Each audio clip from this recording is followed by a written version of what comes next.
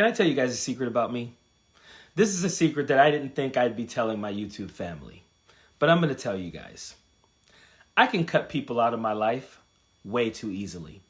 Like, I can cut people out of my life and never look back, and it's way too easy. Like, I've told many people, the only people I really need in my life is my wife, my 2 daughters, and my mom.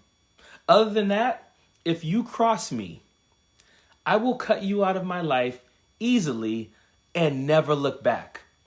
And it's crazy because I wish it wasn't that easy for me. But when you cross me, I won't even try to reconcile with you. I'm just gonna move on. So when I see Donald Trump and Joe Biden meeting in the Oval Office to pretend that they're friends and all that, all I can think is, fuck that. Hell no. You don't get to call me all the names that Donald Trump called Joe Biden.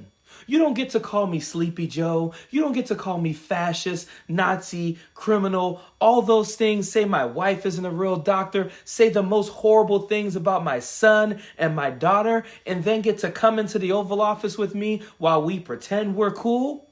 Hell no. Hell no. I'm sorry. You guys are learning things about me that you didn't think you were going to learn, but hell no. You don't get to do those things and then have me pretend we're cool. Like, in real life, I've had to tell people the same thing. They've said things about me that weren't true and then tried to pretend we were cool. And I'm like, no, we're not going to pretend. So it was crazy seeing this video of Joe Biden and Donald Trump. Make sure you're accommodated, what you need. And we're going to get a chance to talk about some of that today. So Good. welcome Thank you back. very much. And thank you very much. And politics is tough. And it's, in many cases, not a very nice world, but it is a nice world today. And I appreciate very much a transition that's so smooth. It'll be as smooth as it can get. And I very much appreciate that, Joe. You're welcome. Thank you all. No, we're not shaking hands. We're not pretending. And here's the thing.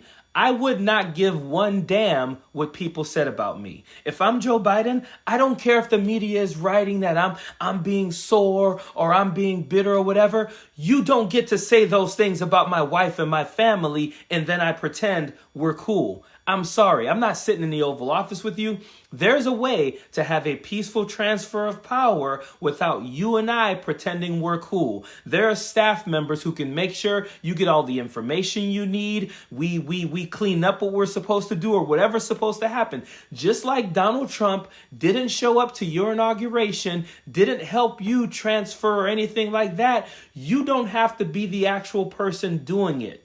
I get what Joe Biden is doing here, but it would never be me. And I'm willing to believe that most people feel the same way. I'm sorry, but Donald Trump, you Ted Cruz, and some of these other Republicans who've allowed Donald Trump to bully them and say the worst things about their family, and now they're making cold calls for him or campaigning for him. No, I'm sorry, but I can't look my wife in the face after someone has disrespected her, and now I'm pretending to be friends with them.